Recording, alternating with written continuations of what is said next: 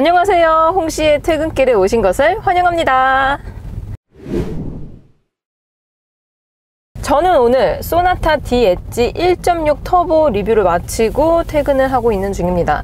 본편 시승기 같은 경우는 파워트레인과 플랫폼을 공유하는 K5 1.6 터보하고 비교를 했는데요. 비교 시승기가 궁금하시다면 본편 리뷰를 봐주세요. 아무튼 제가 타고 있는 이 소나타 D 엣지 같은 경우는 1.6 터보 엔진에 트림 같은 경우는 인스퍼레이션, 그리고 거기다가 모든 옵션이 다 추가가 된 풀옵입니다. 그래서 옵션이 지금 추가된 게 빌트인 캠 2가 있고요. 또 파노라마 선루프, 또 이제 보스 오디오 사운드, 요걸 추가했을 경우에 오디오가 12개가 들어갑니다. 확실히 이런 오디오 스피커는 안 넣었을 때보다 넣었을 때 입체감 있는 음향? 이렇게 들리더라고요. 뭐 제가 그렇게 예민한 귀가 아니라서 디테일하게 분석하기는 좀 힘들지만 있는 차량이랑 없는 차량이랑 사운드가 좀 감성이 다르긴 하더라고요. 그거랑 바로 이 나파 가죽이 추가가 되어 있습니다. 나파 가죽 같은 경우는 별도로 40만 원을 추가를 해야 되는데요. 그랬을 경우에 색상은 총 3가지를 고를 수 있습니다. 지금 보시는 게 카멜 컬러고요. 또 네이비 컬러가 있고 그레이지라고 약간 좀 라이트한 그레이 느낌? 그런 컬러가 있습니다. 근데 저는 개인적으로 지금 이 카멜 색상이 적용이 된 이 시트가 그 볼보에 들어가는 시트 컬러랑 거의 비슷한 느낌이 들더라고요.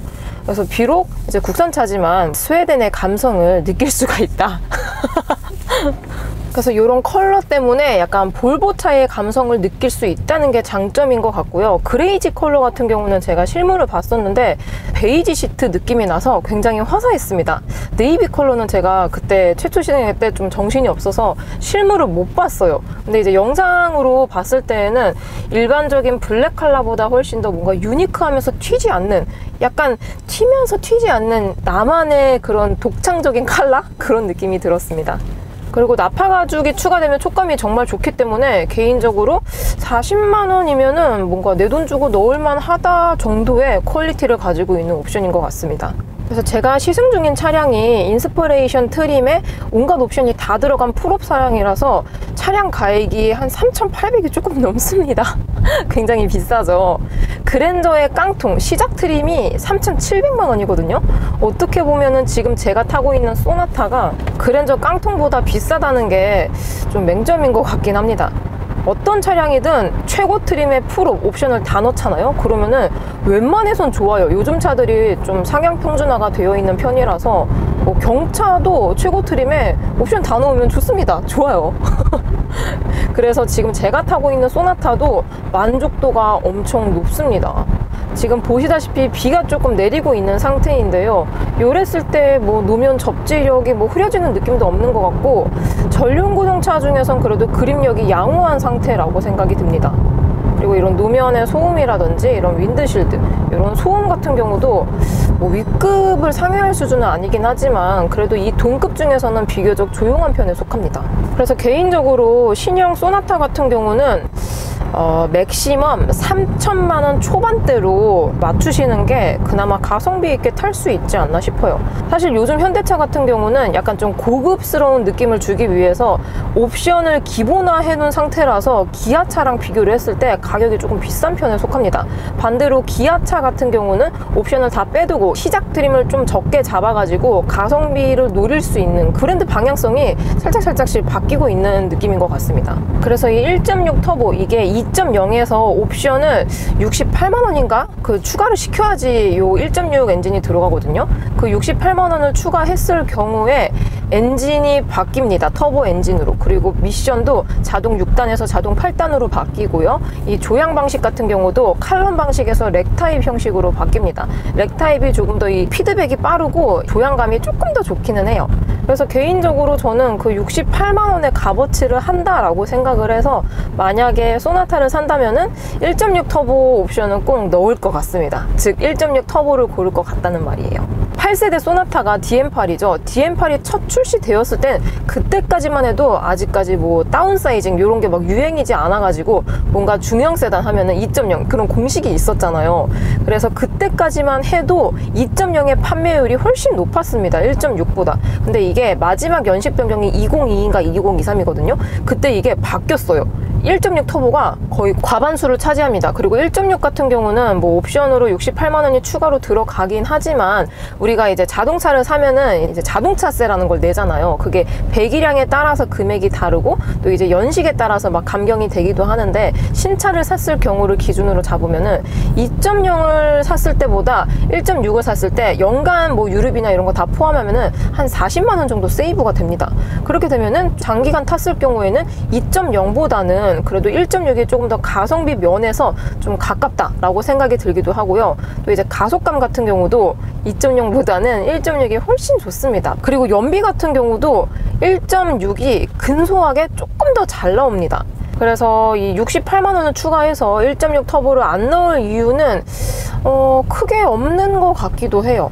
대신 2.0 같은 경우는 구형 기준으로 봤을 때 가속감이 조금 답답한 경향이 없지 않아 있어가지고 신형 같은 경우는 그런 걸 좀 해소하기 위해서 엔진 매핑이라든지 아니면은 이 변속 로직을 통해서 조금 더 스포티하게 바꿨다고 하긴 하는데요.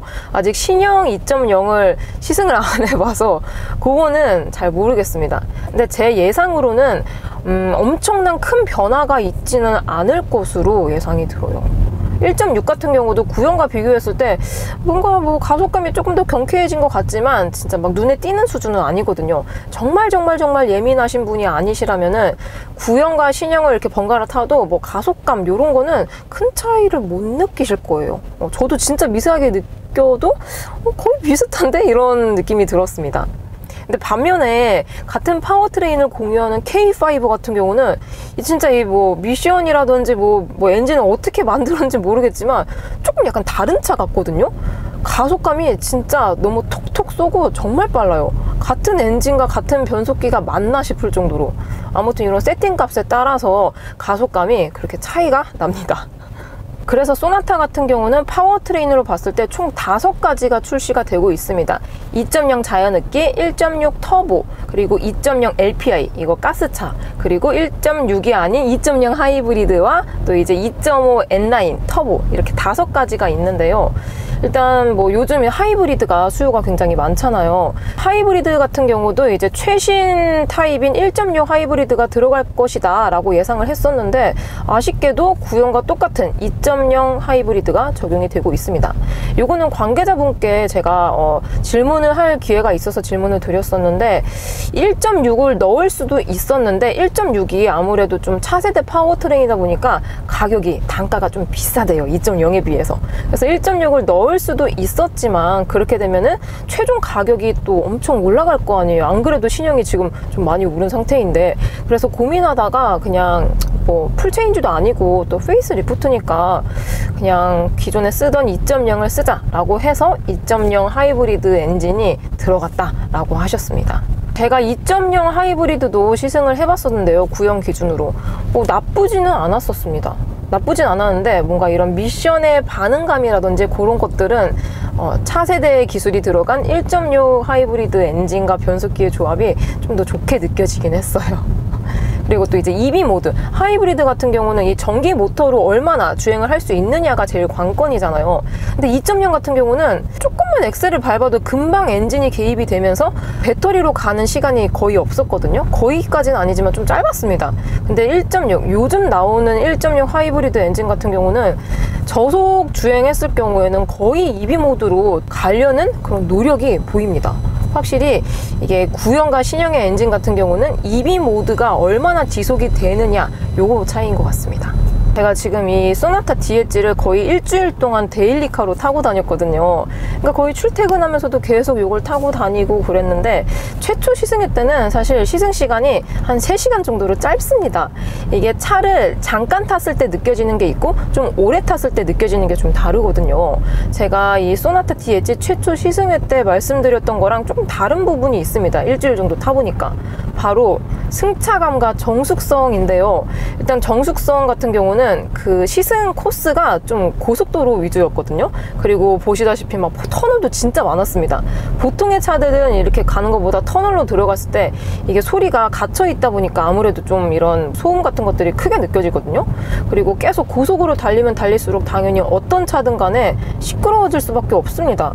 구형에 비해서 좀 조용해진 것 같다라고 말씀을 드렸는데, 이게 영상으로 사운드로 들어보니까 또 뭔가 크게 느껴지는 거예요. 막 좀 시끄러운 것 같기도 하고.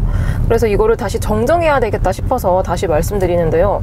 일단 구형에 비해서는 아주 근소하게 조용해졌습니다. 아주 근소하게요.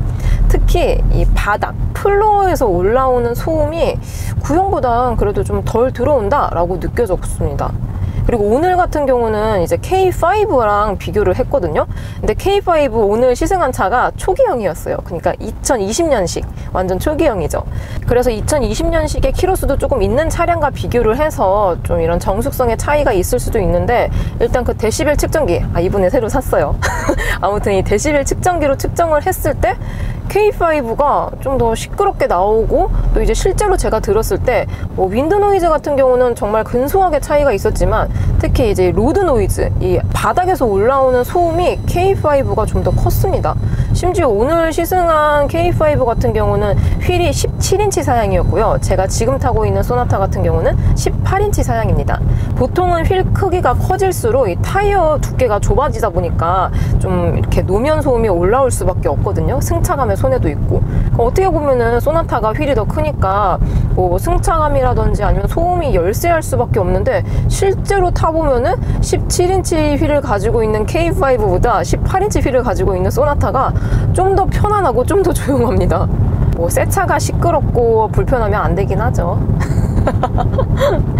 그래서 일주일 동안 제가 타고 다닌 결과 연비가 좀 이렇게 서 있는 시간도 많고, 또 뭐 최근에 좀 더워가지고 계속 에어컨하고 통풍을 켜두고 다녀가지고 연비가 지금 200km 좀 넘게 탔는데요. 10.3km가 나왔습니다.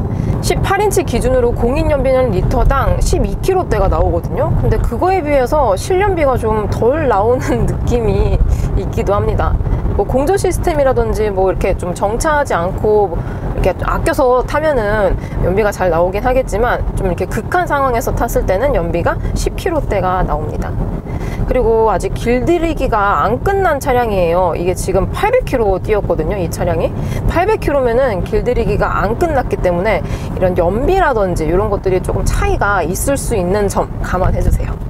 이 윈드 노이즈가 너무 시끄러워서 창문을 열고 다니는 게 아닌가, 이런 말씀을 주시는 분들도 계시는데요. 저는 이렇게 시승기를 촬영할 때 창문을 연 적이 단 한 번도 없습니다. 단 한 번도 없어요. 지금은 이 선루프 커버 있잖아요. 그냥 그것만 열어두고 주행을 해두고 있는 상태입니다. 지금 창문을 다 닫아놓은 상태고, 옆에 또 버스가 마침 있습니다. 이랬을 때 소음은 이 정도고요. 창문을 내려볼게요.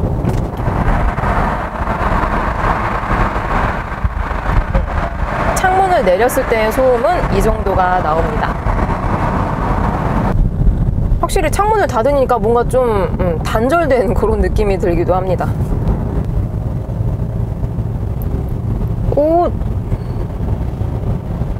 마침 옆에 이거 산타페 풀체인지인가요? 위장막 차량이 이 어부바 차를 통해서 가고 있네요. 오.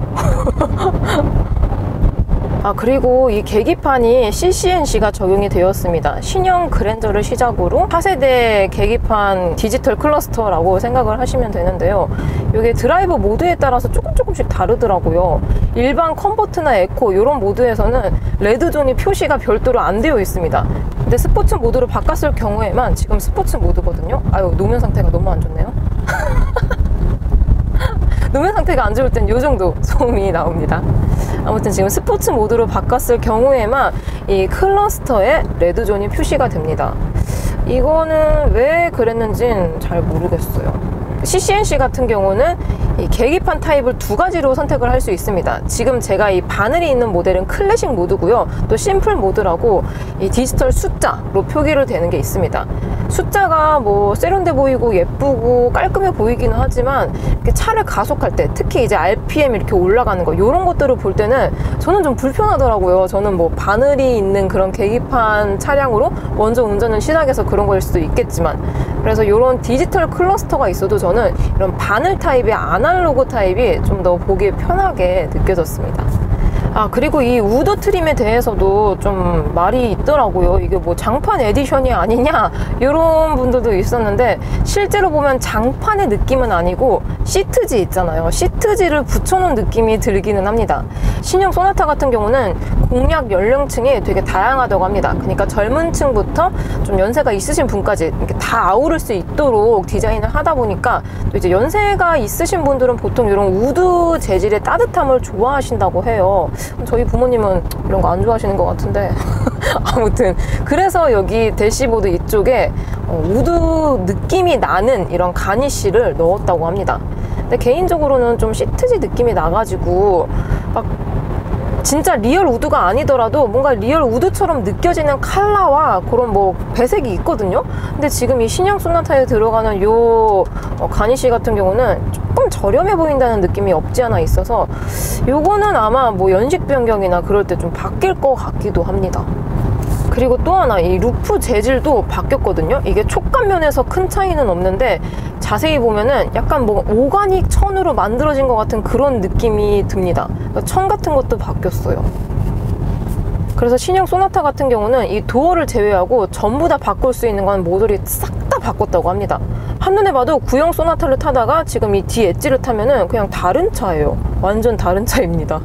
많이 달라지고 옵션도 많이 추가가 된 만큼 가격 또한 많이 오르긴 했지만, 또 막상 내돈 내산해서 사기에는 또 나쁘지 않은 것 같기도 합니다. 마침 또 앞에 코너가 있습니다.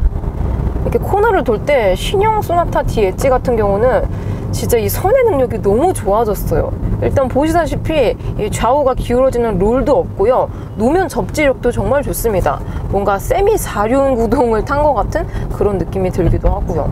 그리고 핸들링 같은 경우도 비교적 준수합니다. 아무튼 다방면에서 성능적인 부분에서 특별히 뭐 단점으로 지적될 만한 점은 없다고 생각이 듭니다.